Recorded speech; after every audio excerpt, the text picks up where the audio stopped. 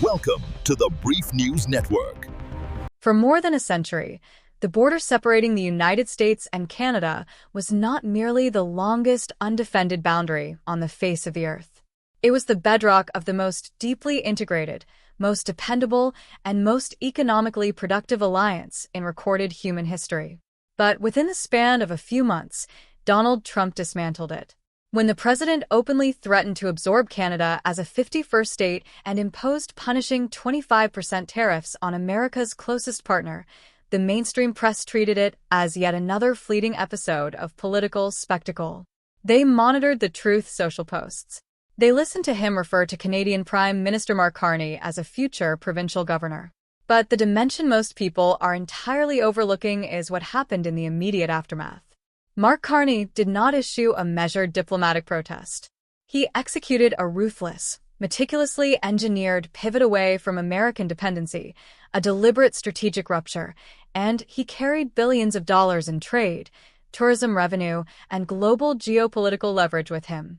If you want unfiltered coverage stripped of partisan spin, subscribe right now, because this story is accelerating faster than most media operations can responsibly follow.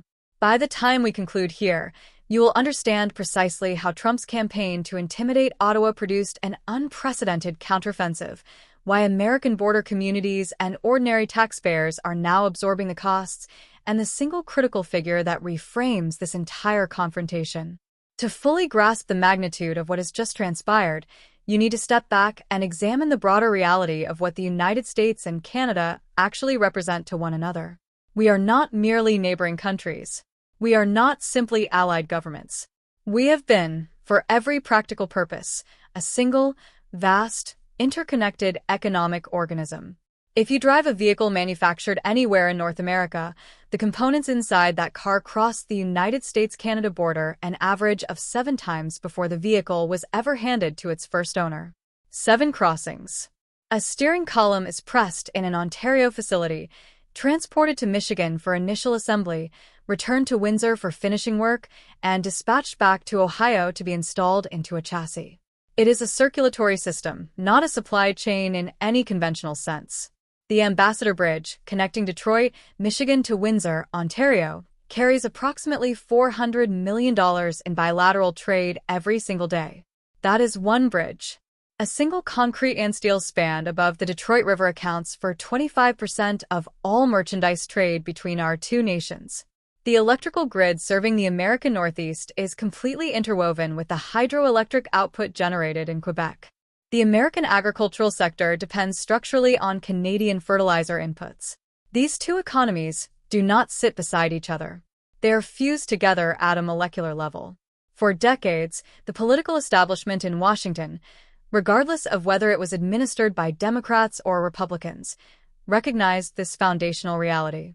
You do not tamper with the electrical wiring of the house you inhabit. You might negotiate at the margins. You might trade barbs over dairy quotas or softwood lumber pricing. But you do not threaten to detonate the foundation itself. Then came the return of Donald Trump, and with it a radical, historically unprecedented escalation. In the opening weeks of his administration, the strategic posture emanating from the White House was one of absolute, overwhelming economic coercion. The America First doctrine was accelerated to its most aggressive setting, and Canada was placed directly in the crosshairs. The administration unveiled a staggering 25% tariff on all goods entering from Canada and Mexico. A 25% surcharge. Let me make the mechanics of that entirely clear. That is not a tax remitted by the Canadian government to the American Treasury. That is not how tariffs function, regardless of how frequently politicians assert otherwise. A tariff is a levy paid by the American company importing the goods, which is then immediately transferred onto the American consumer. It is, by every honest definition, a sales tax on everyday American life, one imposed unilaterally by the White House. But it was not the economic policy alone that reverberated through the international community. It was the rhetoric. It was the deliberate, calculated humiliation of a sovereign allied nation. In a widely publicized and deeply surreal encounter at Mar-a-Lago, Donald Trump reportedly informed Canadian officials that if Canada could not satisfy his demands regarding border enforcement and trade imbalances, the logical solution was for Canada to simply become the 51st state. He proposed that the Canadian Prime Minister would make an excellent governor. The mainstream cable networks consumed this content voraciously. They broadcast the footage on continuous loops. They assembled panels of commentators to dissect the tone of the remarks. They framed it as a bold, alpha male negotiating gambit. The underlying assumption within Washington, an assumption embedded in the very architecture of the Trump administration's trade doctrine, was that Canada would have no viable alternative but to capitulate. The prevailing consensus held that Canada's economy is roughly one-tenth the size of the American economy. That Canada directs over 75% of its total exports to the American market. That therefore, if Washington applied maximum sustained pressure, threatening to tax their entire export economy into oblivion while simultaneously assaulting their national sovereignty, Ottawa would eventually fracture, return to the negotiating table in a posture of submission, and accept whatever demeaning terms were placed before them. That was the calculation. It was a calculation anchored in a deeply outdated model of Canadian political behavior. And it was a catastrophic miscalculation. If this kind of structural analysis is helping you see past the noise, hit the like button. It signals me to keep producing these breakdowns because we need to follow the thread of what actually unfolded far from the glaring spotlight of Mar-a-Lago. To understand why the White House strategy collapsed so thoroughly, you have to examine precisely who they were dealing with. The Trump administration was conducting itself as though it were still applying pressure to the polite, consensus-oriented government of Justin Trudeau. But the political terrain in Ottawa had shifted entirely. The individual occupying the Prime Minister's office was no longer a charismatic, legacy politician whose primary orientation was global public perception management. It was Mark Carney. Mark Carney is not a man who is rattled by blustering figures at golf resort dining tables. He is a central banker. He is a technocrat whose professional record reads as though it was specifically engineered to navigate high-stakes financial confrontations. He spent years stewarding the Bank of Canada, guiding the country with steady precision through the 2008 global financial crisis, while American banking institutions were collapsing in spectacular succession. He performed so capably that the British government actively recruited him, crossing the Atlantic to assume leadership of the Bank of England, making him the first non-British national to hold that post in the institution's 300-year existence. He is a man who comprehends leverage, market dynamics, and macroeconomic pressure points more acutely than virtually anyone currently operating at the level of national governance. When Donald Trump launched his 25% tariff offensive and issued his 51st state provocation, Mark Carney did not panic. He did not scramble to the nearest microphone to deliver an emotional appeal to the historical alliance. He went to work. The first significant public signal that the rules of engagement had fundamentally changed arrived in January at the World Economic Forum in Davos, Switzerland. Historically, Davos is the venue where heads of state convene to deliver expansive, optimistic orations about the virtues of global cooperation. Carney used the platform to transmit a direct message to Washington. And it was a message of extraordinary, ice-cold defiance. In what analysts have since labeled the Davos Doctrine, Carney articulated a new strategic reality. He declared without equivocation that Canada had concluded its tenure as the deferential junior partner in this continental relationship. He stated that Canada does not exist merely as an extension of American economic architecture. It was a stunning public rebuke, a formal declaration that the era of reflexive deference to Washington had ended. Carney outlined a vision of a Canada that would no longer permit its domestic economy to be held captive by the erratic political impulses radiating from the Oval Office. He argued that if the United States intended to treat its most intimate ally as a hostile foreign competitor, Canada would respond in kind. Ottawa would aggressively diversify its trade relationships. It would pursue new strategic partnerships across Europe, throughout the Indo-Pacific, and in quarters that would generate profound discomfort in Washington. He was broadcasting a strategic rupture. He was informing the international community that the United States had forfeited its status as a dependable partner, and that the rest of the world would be prudent to reconfigure their supply chains accordingly. The White House dismissed the Davos address as theater. They interpreted it as political posturing, a leader performing toughness for a domestic audience still stinging from the humiliation inflicted by the American president. They remained convinced that the gravitational mass of the American economy was simply too overwhelming for Canada to escape, regardless of what Carney declared on a Swiss stage. They believed the 25% tariffs would ultimately grind down Canadian resolve. But here is where the story pivots decisively. Here is what the Trump administration fundamentally failed to understand about the man they were confronting and the nation they were pressuring. Mark Carney's genuine weapon was not a speech in Switzerland. It was not diplomatic theatrics. It was what he quietly, methodically authorized Canadian citizens and Canadian markets to do next. What the White House strategy never anticipated was that Carney was not orchestrating a government-to-government standoff in the conventional sense. He was preparing to weaponize the very force Donald Trump claimed as his defining legacy, the power of the consumer. In a maneuver that caught the American Department of Commerce entirely off guard, Carney did not simply respond with symmetrical tariffs on American steel or dairy products, the retaliatory move everyone had anticipated. Instead, he aligned himself with a grassroots, digitally amplified movement that communicated one unmistakable directive to every Canadian household. If they no longer value us as an ally, they no longer deserve our expenditure. Almost overnight, the bi-Canadian sentiment transformed from a quiet expression of patriotic preference into a full-scale national economic mobilization. And the consequences extended far beyond grocery store shelves. The real damage materialized at the border crossing. For decades, American border communities stretching from Maine to Washington state have survived, and in many cases flourished, on what locals informally call the Canadian weekend.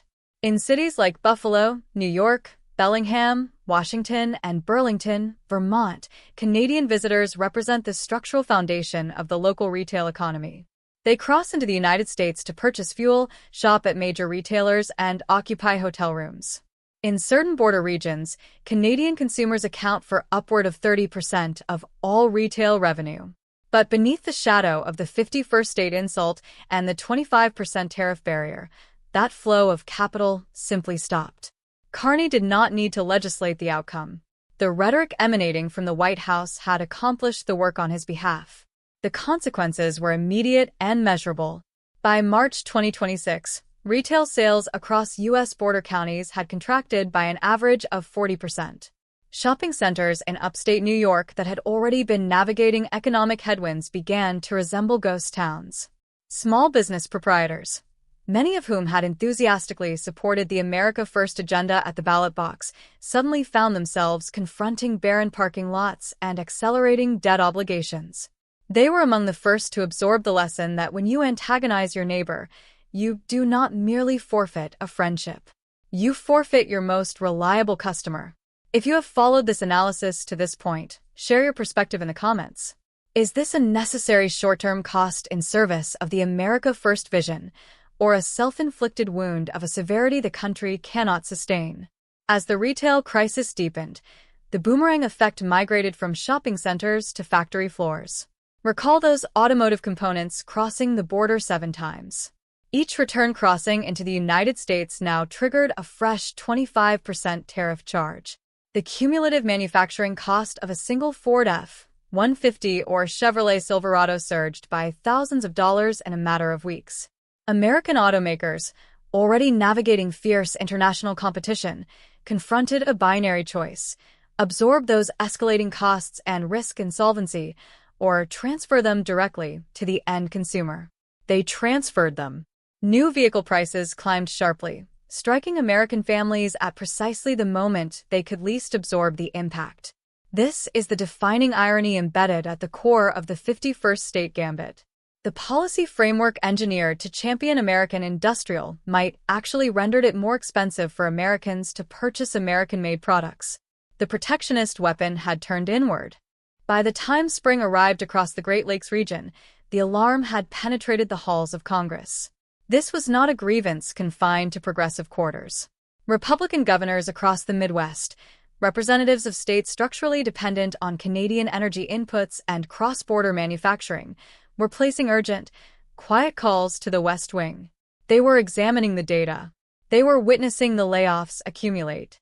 And they were observing Mark Carney executing something far more threatening than a simple retaliatory posture. He was meeting with the European Union and the Middle Powers Coalition to architect a trade framework that explicitly excluded the United States. Carney's most consequential strategic maneuver was demonstrating, in concrete and verifiable terms, that Canada possessed the capacity to identify alternative purchasers for its petroleum, its wheat, and its mineral resources. He was not merely reacting, he was diversifying. He was demonstrating to the international community that the American market, while enormous in scale, was no longer the singular dominant option, and that its escalating volatility made it an increasingly unreliable foundation for any nation's primary trade dependency. This brings us to the single figure I referenced at the outset of this analysis, the number that reframes the entire picture. That number is 82. As in 82%. That is the proportion of the current U.S. trade deficit with Canada that is composed of essential energy resources and raw industrial materials, commodities the United States cannot realistically produce domestically on any meaningful timeline. By engineering this rupture, the Trump administration did not merely impose taxes on Canadian consumer goods. It imposed a surcharge on the very fuel and foundational materials required to construct the American greatness it had promised. The economic fallout ultimately triggered what Washington observers characterized as a rare and deeply uncomfortable bipartisan rebellion within the U.S. Senate.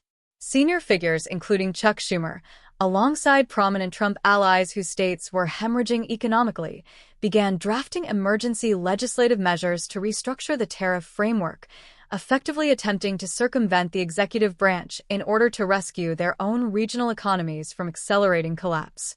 It was a humiliation for the White House of the First Order, a concrete, public acknowledgement that the coercive model of diplomacy had encountered a hard mathematical boundary, one that ideology and political theater could not dissolve.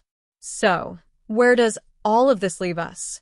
The border remains where it has always been drawn on the map, but the trust is gone. Donald Trump's ambition to treat Canada as a hostile corporate acquisition target did not produce a 51st state. It produced the most assertively independent, most strategically defiant, and most diplomatically distant Canada the world has witnessed in more than a century. Mark Carney did not simply defend his country from an act of economic aggression. He outmaneuvered a superpower by grasping a truth that the aggressor had failed to internalize. In a genuinely globalized world, a bully retains power only to the precise degree that his target remains dependent. And Canada has just demonstrated, before the entire watching world, that it is no longer dependent. The bill for this miscalculation is still being tabulated. It is being paid by American border town retailers, by Midwestern auto workers, by families absorbing vehicle price surges, and by a foreign policy establishment now confronting the consequences of treating its most trusted partner as a liability rather than an asset. We will keep tracking every development as this situation continues to evolve, because this story, and the invoice currently landing in the laps of American taxpayers, is nowhere near its final chapter. Activate your notifications, because the next chapter in this North American realignment will redraw the economic map of the 21st century, and you need to be positioned to understand it when it arrives. Welcome to the Brief News Network.